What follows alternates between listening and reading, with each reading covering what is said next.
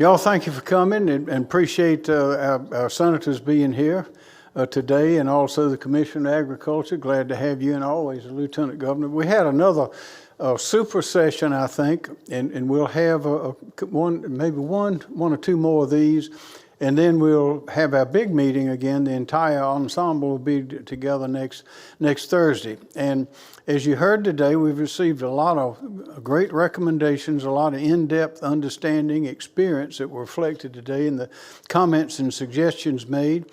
We're looking to get some ideas in writing, but also the work today and listening to these people who are outstanding in their fields with, as I say, deep experience and knowledge is enormously helpful. The purpose of AccelerateSC is to accelerate our reinvigoration of our economy, because South Carolina's business is business, and when we're not doing business, then we're falling behind. When the virus hit, we were one state in the country that was experiencing enormous prosperity and growth, and we want to get back to that. And as you heard today, the limitations and restrictions that we have experienced here in our state are not as severe as they've been experienced in other states, and all indications are because of the compliance of our people, the strength of our business leaders, small and large, particularly the small businesses. We are in a better position to recover and accelerate than a lot of other places. So we're very happy with the progress we've made today, and the purpose of this is to accelerate our reentry into the marketplace, into commerce, and we want to regain that prosperity that we were experiencing before. So the sooner the better, but it must be safe, and that's why we're meeting. Senator? Thank you, Governor. Thank you for allowing Tim and myself to be part of your team.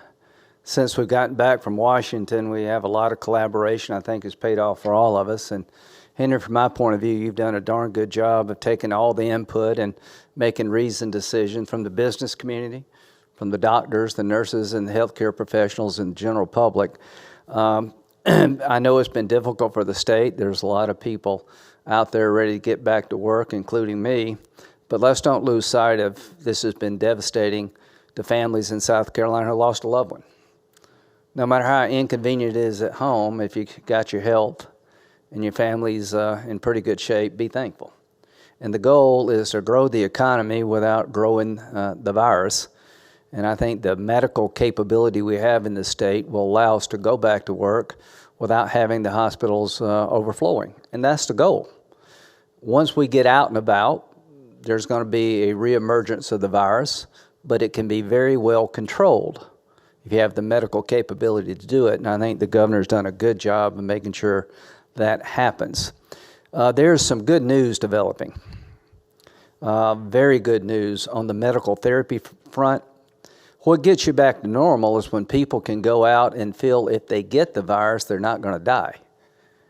That we have drug therapies that will take it from a 10 to a 1 or 2, and we can keep people out of the hospital. Today that happens, it lets us go about normal life with a lot more confidence. The ultimate goal is a vaccine. That's probably early next year. People often talk about the flu. We don't shut the economy down because of the flu. People get the flu and they do pass away. But we've built up antibodies over time to the flu, and we actually have a vaccine. One day this will be like the flu, and the sooner that day gets here, the better. From my point of view, I've learned a lot being here at home during the middle of this. I am so glad I was able to be here in my home state, experiencing life like everybody else. You come to appreciate the people of South Carolina. They're very disciplined. There are some loud voices out there, and I can understand their anger and their frustration, but the average South Carolinian has taken this very seriously. And the reason we're talking about reopening the economy is because of the discipline of the people, along with very good leadership here in the state. The unemployment problem is real. Tim and I saw this coming. The goal is to help people who are unemployed to make sure that if they get unemployed, they'll have their income intact, but it was never our goal to pay people more to be out of work than at work. And everything we talked about in that amendment is becoming true. If you're making $23 an hour in unemployment, it's going to be hard to get you to go back to work for a $17 an hour job. Now, I grew up in a restaurant family. Now, I had a Democratic colleague say, why don't we just pay everybody $23? Well, tell that to a senior citizen on a fixed income. If you want everything to go up in price, dramatically increase wages.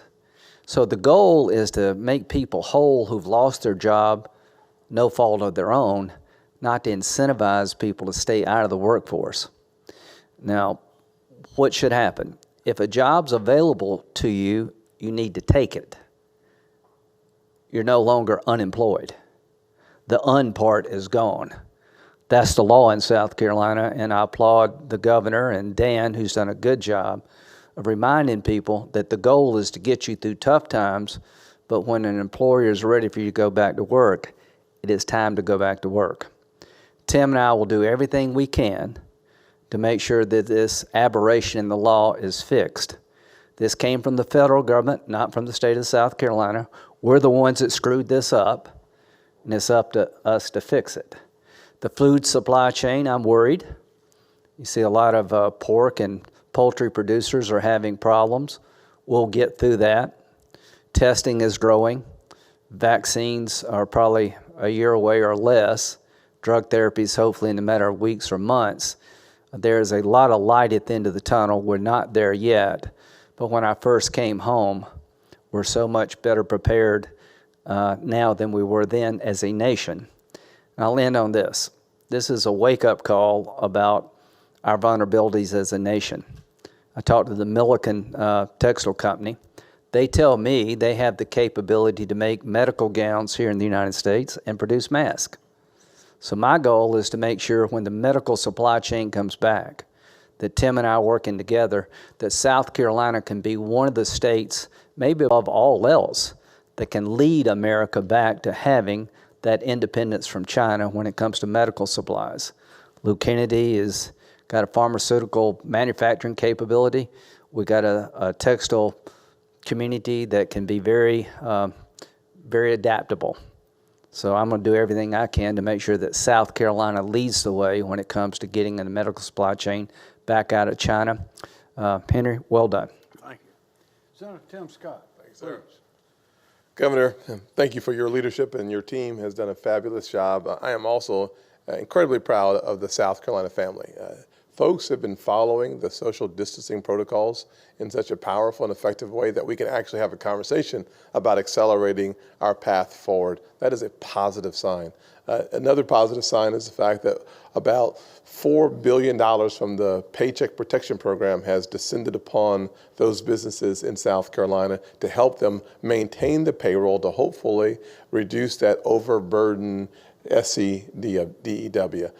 As opposed to repeating what Lindsey said, I'll just say I'm very proud of where we are, proud of the fact that we are now looking at ways to accelerate the opening of the state. We have to balance the opening of our state's economy with continuing to practice the social protocols. And at the same time, phase 4 that will be coming out of Washington in the next few weeks, from my perspective, will be targeted and temporary and will focus on a sector by sector, region by region analysis of how to get the entire economy moving in the right direction while mitigating the spread of the virus. Thank you. Well, as you know, we really do have a great team in South Carolina, and most of us have worked together over the years, and that gives us a great advantage. But we are ready to accelerate South Carolina. We're ready to get back to business. We want to do so safely. We want to do so in a measured way, but we want to also do so as quickly as we can. And we've been getting information and ideas and suggestions today and before today, and we'll get more tomorrow and on through the weekend. But I hope that we'll be able to make some good announcements soon, because we want to get back to work, and we're proud of the way that our citizens have worked together, have followed the rules, have complied with suggestions, and are determined to get back to work as well. Are there any questions for any of us here? Ms. Adcox. Yes, so talking about recommendations, obviously we had concrete recommendations on opening restaurants, May 4th and May 18th. What do you think about those 2 dates? Well, it's May 4th. May 18th was given was as the latest date. That was tempered later by explaining that perhaps the 11th would be a better date, but it's not a question of a magic date but for the restaurants, but a question of notice so they can get ready to open, so they can get their workforce ready and get their supplies in, and that was said to take a number of days. So we want to move as quickly as we can. Now May the 4th is Monday, so if we go do something on May the 4th, we're going to have to make some decisions pretty quickly. But I can promise you that with the recommendations and the information that we're getting, we are going to be making some decisions soon, because we want to get back to work, and we're proud of the way that the people of our state have responded to and doing the things that they're supposed to do to keep everyone safe. Governor, yesterday we had a record high for deaths. How are you going to make people feel comfortable and not afraid to go out possibly within the next 2 weeks with those stats fresh like that? Well, those stats, as you notice, every day there are a lot of ways to look at the statistics, but one way is to look at every day we go along, the percentage of infections based on the prior day's number of infections total is going down. We've been trending down there. As you know, the University of Washington came out, I think, over a week ago, or maybe 10 days ago, saying that South Carolina had reached its peak in deaths and I can't remember all the infections, I believe. Sometime one was May the 9th, and the other was April the 9th and April the 15th, I think, were the dates that they gave for those peaks. Also, indications are that we have perhaps plateaued. We may be going down in some parts of the state, but we're still having outbreaks in other parts of the state. So what we're having to do, according to the advice that is given by the medical professionals and the epidemiologists and others, is we need to have a very serious and vibrant tracking system in place for finding those people who are getting infected in the future. We know what to do now. We know how to do the tracking. We know how to do the isolation. We've all learned about social distancing, of course. So we think that we are much better prepared now to open the businesses, to remove restrictions, and to encourage people to go out based on the confidence that we hope they'll have from the recommendations and participation of these leaders from all segments of our business, epidemiological, hospitals, and healthcare facilities. Senators, can you name any specific businesses that tried to bring back employees, but the employees have refused to come back because they're making more money on unemployment? I mean, is there evidence of this actually happening, or is it just a concern? As a preface, I know that I don't think Danny Elsie of Department of Employment and Workforce is here today, but I know he's gotten a lot of questions, a lot of inquiries about that very thing, reflecting that there are some employers that are concerned about it. As for names and numbers, I would have to verify that, but I know that it's a real consideration. Yeah, without any question, I could give you names of employers. Didn't really want to, but I could give you the name of employers, yes, but I'm not going to, because it's important for us not to strain those relationships anymore. But yesterday I had conversations with 2 South Carolina employers who simply said that $23, $24 an hour is hard to compete with folks who are at home. And frankly, bringing those folks back to work is creating frustration among their employees. The tension is real. And so it's just yesterday, two businesses called in. Over the last 10 days, I've probably spoken to more than a dozen. Personally, not in my office, but me personally.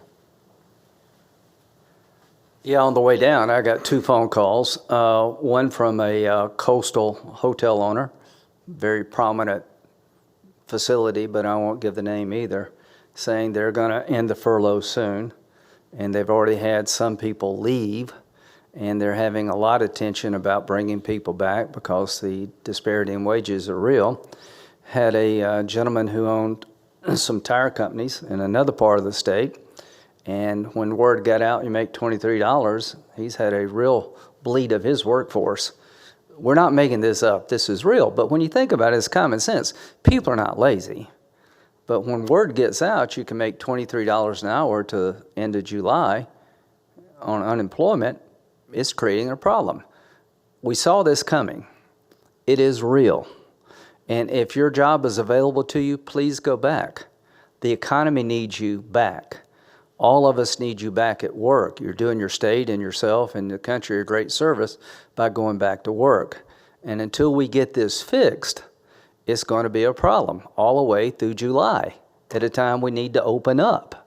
At a time hotels and restaurants are going back in business, they're going to have tension between the employer and the employee, and that was never our goal. Our goal was to make you whole, not give you more money. I can promise you this, phase 4, phase 5, whatever phase, I will never let this happen again with my vote, and I know Tim's in the same boat. And here's the good news. I've had a bunch of Democrats call me. They're having the same problem we are. And Senator Graham, to clarify on that, when you say you're going to fix this, you're saying, are you addressing the current situation or just? There's two ways to fix it. Try to convince Congress to change the law to say you get your actual wages but no more. That would help immediately, right, Tim? The second is it expires July the 31st. The first rule of medicine and politics is do no more harm. We're not going to do this twice. Senator Graham, you previously said that if this comes back, the virus does in the fall, we would be able to control it further. What data or information do you have to back or prove that? Just because at the beginning of this, we were Yeah. told we would be prepared for this. When Yeah. our budget started. Well, Dr. Fauci, I talked to him yesterday. He believes that we're on a good trajectory in the fall, that we will have therapies in being, not in theory, that can lessen the effect on the human body when you get it, that a vaccine will probably be next year, but the testing protocols are getting exponentially better. Goes back to the difference between containment and mitigation. Mitigation is what you do when containment fails. We're going to reopen the economy in South Carolina. If we'll have a hot spot, we probably will, we're going to contain it. We're going to test people, we're going to contact trace, we'll isolate, and the rest of the state can move forward. So Dr. Fauci feels confident that we'll be much better prepared. On the PPE side, I think we will be. But the goal is to break the dependence on China. And I think of all the states in the Union, South Carolina could benefit the most from bringing the medical supply chain back to the United States. Senator Graham, I do have a follow-up question as well. You mentioned a couple of days ago that the, quote, Chinese Communist Party's negligence was to blame for Yeah. this crisis. Now that America has the #1 most cases, what do you believe caused it to spread so much here in the U.S.? Is there something that you've done differently? Well, I think China's lying through their teeth about their spread. You know, I've got some beachfront property, I'll say in Seneca. If you believe the Chinese numbers, so I don't believe them at all. We're beyond transparent in this country. We've gone back and added to the death total of people suspected of having the virus. So here's what we need to learn. One guy in China, or gal, I don't know who it was, got infected from a bat, either in a lab or at a wet market. This is the third time this has happened coming from China. I'm going to introduce legislation Monday that will sanction China, deny them access to our economy, restrict visas, seize assets of the Communist Party officials who lied to the world until they do three things. Cooperate with us as to how it happened.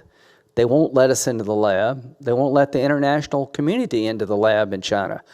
Cooperate, close the wet markets where they serve bats and monkeys that infect the human food chain.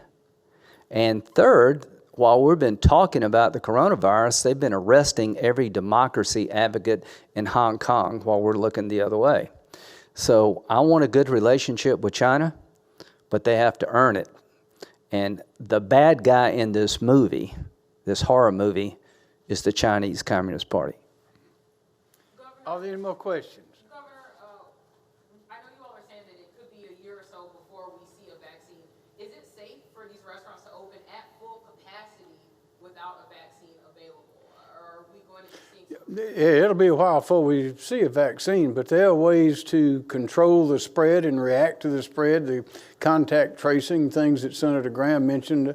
We know how to do that now. We're staffing up and training to do that now, to have a robust program of testing and training as we go back to work. I have a question for Senator Scott, actually.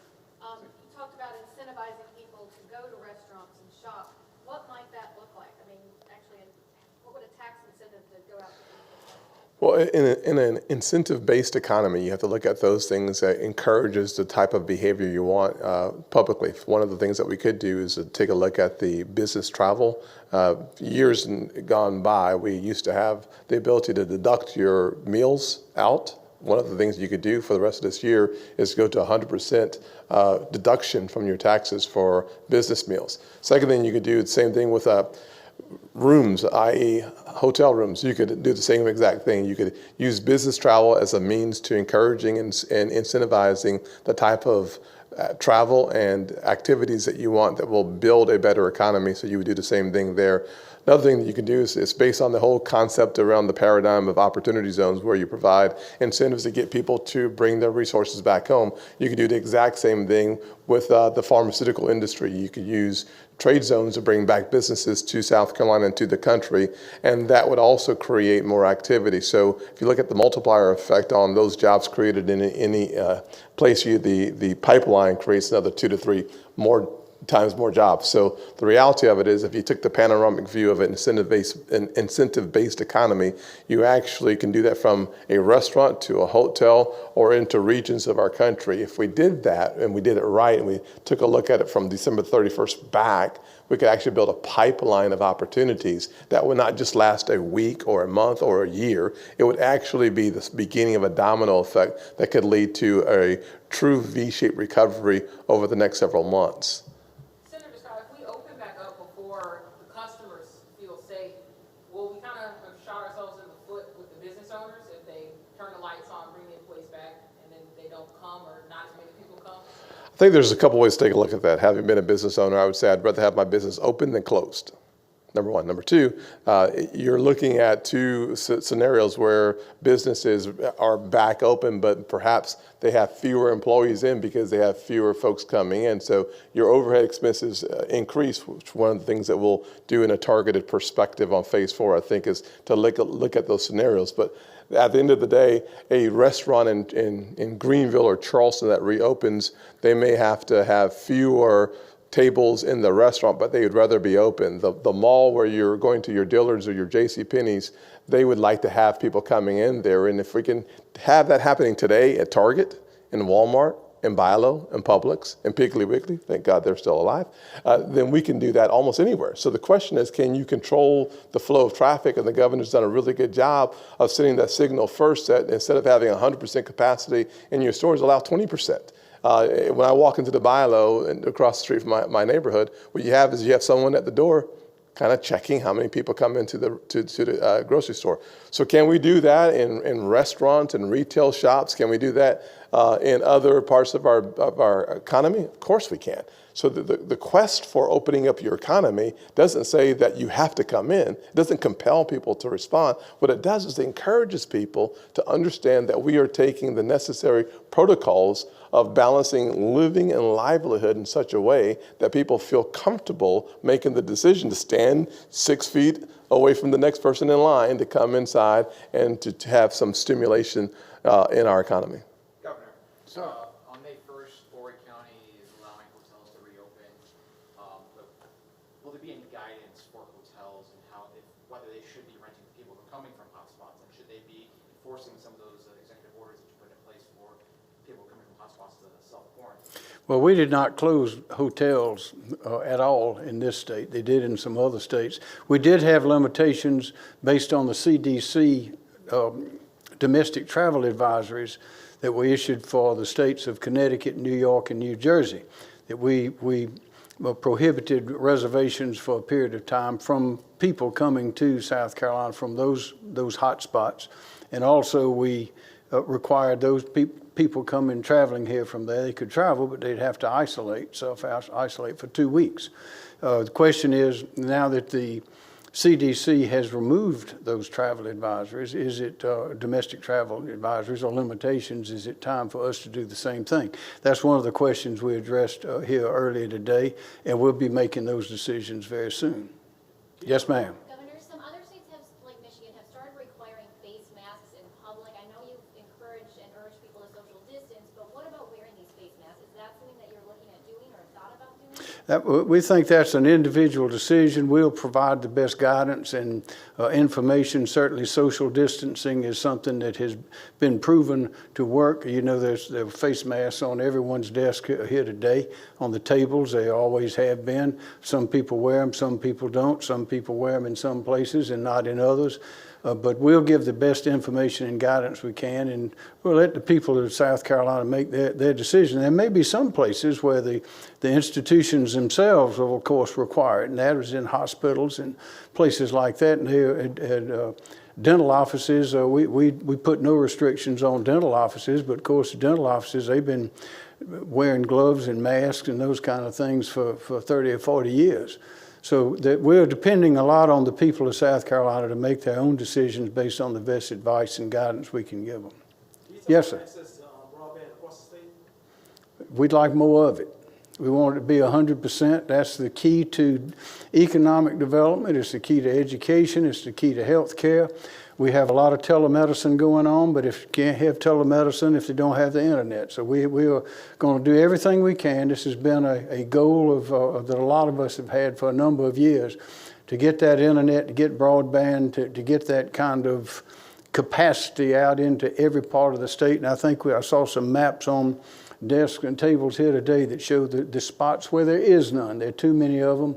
And that's something that I and others believe is essential to the growth, economic growth and prosperity in our state. Two more questions. Governor, I know they're more on the health side, but what have Dr. Bell and her colleagues recommended as far as reopening, or what are their comments within the 2-week opening?